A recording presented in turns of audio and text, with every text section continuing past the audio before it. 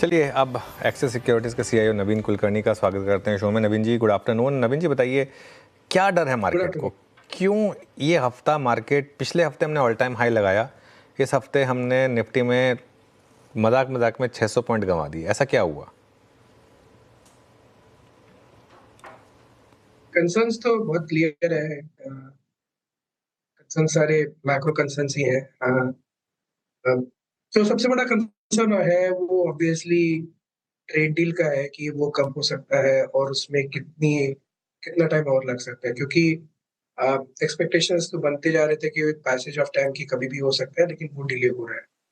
उसके वजह से ऑब्वियसली चैलेंजेस आ रहे हैं ऑन करेंसी। और दूसरा ऑफ कोर्स चैलेंज वो नॉमिनल ग्रोथ रेट का। नॉमिनल ग्रोथ रेट जो लास्ट ईयर था 2025 का, प्रोबब्ली हाई सिंगल डिजिट्स में था। ये साल का भी expectation probably high single digits में नॉमिनल ग्रोथ रेट का है। तो नॉमिनल ग्रोथ रेट ऑब्वियसली थोड़ा सा स्लो है। सो नॉमिनल ग्रोथ रेट में जीडीपी डिफलेटर काफी कम है, तो इन्फ्लेशन नहीं है। वो थोड़ा बहुत इंडिकेटर डिमांड का भी हो सकता है। तो ये चैलेंजेस हैं जिसके वजह से ऑब्वियसली जो अर्निंग्स ग्रोथ है वो बहुत ज्यादा स्ट्रॉन्ग नहीं होगा करके एक एक्सपेक्टेशन बिल्डअप हो सकता है। वो यही चैलेंजेस है, नॉमिनल ग्रोथ रेट और चैलेंजेस ऑन ट्रेड डील। अच्छा नवीन जी, नमस्कार। वीरेंद्र बोल रहा हूँ। हम सब, आप, मैं, सारे इंस्टीट्यूशन इस ट्रेड डील के फेर में ऐसे फंसे हुए हैं कि बहुत सारी चीज़ों को अब नज़रअंदाज करना पड़ रहा है। हमारा सोमवार से अर्निंग सीजन स्टार्ट भी होगा। क्वार्टरली अपडेट्स भी अब तक आपने देखे, बट एक सेक्टर, एक स्पेस जिसका बहुत हद तक हमको सेंस है, एंड दैट्स ऑटो, जो इस बार इन 3 महीनों में सेल्स फिगर रही हैं बहुत इंप्रेसिव रही।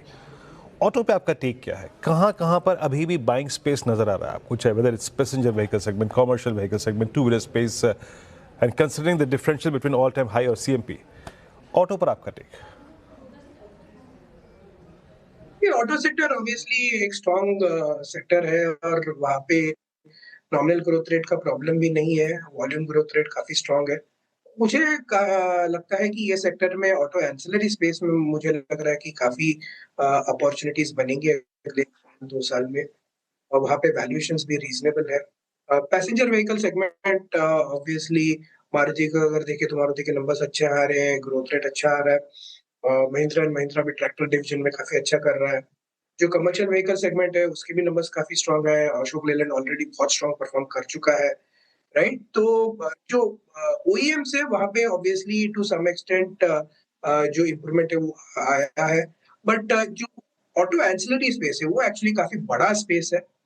वहाँ पे नंबर ऑफ ऑप्शंस भी काफी ज्यादा है। जैसे फोर्जिंग कंपनीज है, स्पेशली वहाँ पे ऑर्डर इतना स्ट्रॉन्ग है, राइट? तो फोर्जिंग कंपनीज में मुझे लग रहा है कि नेक्स्ट 1 ईयर में काफी इम्प्रूवमेंट आ सकता है और वहाँ पे अर्निंग्स पिकअप काफी स्ट्रॉन्ग हो सकता है। तो अगर ये 2 फैक्टर्स में इंक्लूड करूँ कि एक तो ऑब्वियसली वॉल्यूम ग्रोथ एंड जो कंटेंट पर व्हीकल बढ़ते हुआ दिखाई देगा in auto ancillary space. Auto ancillary space मुझे बहुत अच्छा लग रहा है for the next. Okay, auto ancillaries as a space, Naveen ji आपको पसंद आ रहा है। Good afternoon. लेकिन 2026 में मिड कैप और स्मॉल कैप अभी तक जिस तरीके से टूट रहे हैं वो काफ़ी ज़्यादा चिंताजनक लग रहा है नवीन जी। पिछले साल भी हमने देखा 2025 में निफ्टी और बैंक निफ्टी ने तो फिर भी रिटर्न्स दे दिए थे सिंगल डिजिट, लेकिन मिड कैप और स्मॉल कैप ब्रॉडर मार्केट्स में अगर आप बात करें तो निराशा ही हाथ लगी थी। क्या 2026 में भी अब लार्ज कैप पर ही ज़्यादा फोकस रखना चाहिए और मिड कैप और स्मॉल कैप पे नहीं? आपका टेक क्या है? जी, हमारा व्यू बहुत क्लियर है। इस साल जो रहेगा 2026 या ये साल ब्रॉडर मार्केट जो नैरो मार्केट है उसको आउट परफॉर्म करेगा। हमारा जो एक फेवरेट जो चार्ट है वो है number of stocks above 200 day DMA. तो नंबर करीब करीब अभी 40% के करीब है। बट मोर इम्पोर्टेंटली जो टाइम करेक्शन हुआ है वो करीब करीब 1.5 साल के करीब आ चुका है। और हमारा ये व्यू है कि ये मैक्सिमम 2 साल का टाइम करेक्शन होता है, जो difference between large cap versus small cap. अगर हम difference versus large cap versus small cap का रिटर्न का भी देखेंगे तो ये पीक 40% डिफरेंशियल रहा है, अभी करीब करीब 24-25% के करीब पहुंच गया है। तो वहां पे भी मुझे लग रहा है कि बॉटमिंग आउट की संभावना है।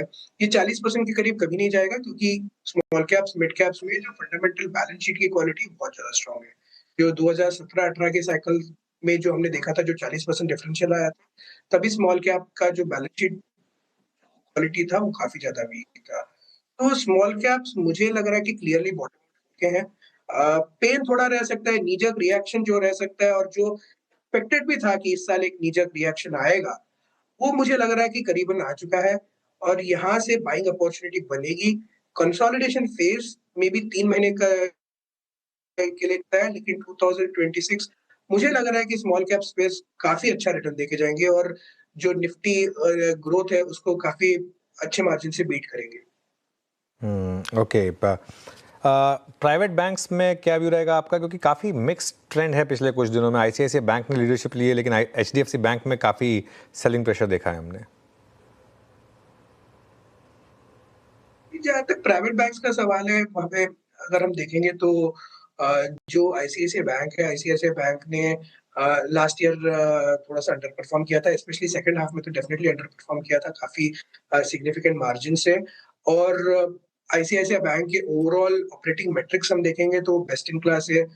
आरओए, आरओआईसी, आरओई, कोई भी मेट्रिक ले लीजिए वो काफ़ी बेस्ट इन क्लास है।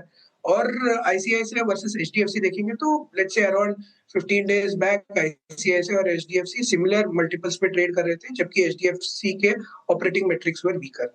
और जहां तक मुझे लगता है कि आईसीआईसीआई में अर्निंग्स कट, मतलब एक्सपेक्टेशंस जो है उसमें कट की संभावना काफी कम है।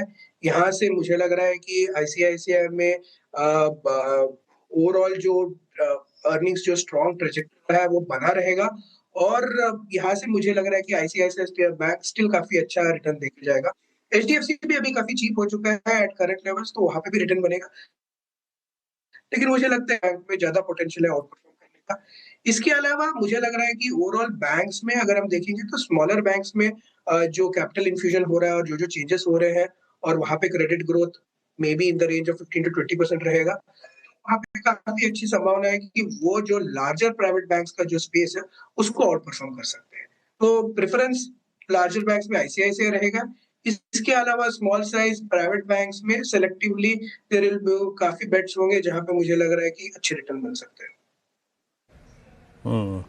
अच्छा नवीन जी, एक दो पॉकेट्स जहाँ पे प्राइस एक्शन स्ट्रॉन्ग था, अब बिलीव क्या है ये मेरे को नहीं मालूम, या फिर आप क्या समझते हैं।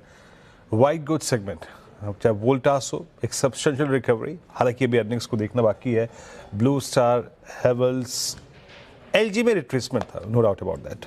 आपका वाइट गुड सेगमेंट में कुछ टेक, ये स्पेस वो है जिसने 1.5 साल से पैसा बना के नहीं दिया, क्या ग्रोथ लौटने का अब की बार आपको अनुमान लग रहा है, आपका टेक वाइट गुड सेगमेंट में? यहाँ पे ये स्पेस में ग्रोथ वापस आ सकता है, लेकिन मुझे जो सबसे बड़ा वरी है वो है इन्वेंट्री राइट डाउन का, क्योंकि यहाँ पे अभी भी मुझे लगता है कि इन्वेंट्री काफी ज्यादा है। इवन कंपनीज के पास इन्वेंट्री काफी ज्यादा है, चैनल में भी इन्वेंट्री हो सकती है। तो उसके वजह से जो चैलेंजेस आ सकते हैं नेक्स्ट 6 महीने के लिए वो काफी सीरियस हो सकते हैं। और ये सेगमेंट में आप एक चीज ध्यान रखिए कि जो एयर कंडीशनिंग का जो सेगमेंट होता है वो बहुत क्रिटिकल होता है। और वो सेगमेंट आप मान के चलिए कि 4-5 महीने का सीज़न होता है और वहाँ पे सही वो सीज़न सही नहीं गया, तो वहाँ पे काफ़ी चैलेंजेस हो सकते हैं। तो अगर मैं 2 फैक्टर को कंबाइन करूँ कि एक इन्वेंट्री के चैलेंजेस है और दूसरा सीज़न का जो सीज़नैलिटी का जो इम्पैक्ट है, अगर वो सही नहीं चला, तो ये सेक्टर में प्रॉब्लम आ सकते हैं। जहाँ तक कुछ कंपनीज़ हैं जैसे जिनकी मैनेजमेंट क्वालिटी बहुत स्ट्रॉन्ग है, जैसे एलजी है की मैनेजमेंट क्वालिटी बहुत स्ट्रॉन्ग है, तो उन लोग मैनेज कर सकते हैं, बट अदरवाइज़ मुझे लग रहा है कि ये स्पेस में अभी भी थोड़ा-सा पेन रह सकता है। 50-50 ट्रेड है ये, ऐसा नहीं है कि मतलब बहुत ही स्ट्रॉन्ग कंसेंसस ट्रेड है। मार्केट शायद ठीक प्राइस कर रहा है, बट लेकिन मुझे थोड़ा-सा रिस्क अभी भी दिखता है इस सेक्टर में। ओके नवीन जी, बहुत बहुत शुक्रिया, आप इस कार्यक्रम में शामिल हुए, सभी सेक्टर्स पे भी और कुछ स्टॉक्स पे भी अपनी टिप्पणियां करी आपने, बहुत बहुत शुक्रिया, and have a nice weekend sir as well.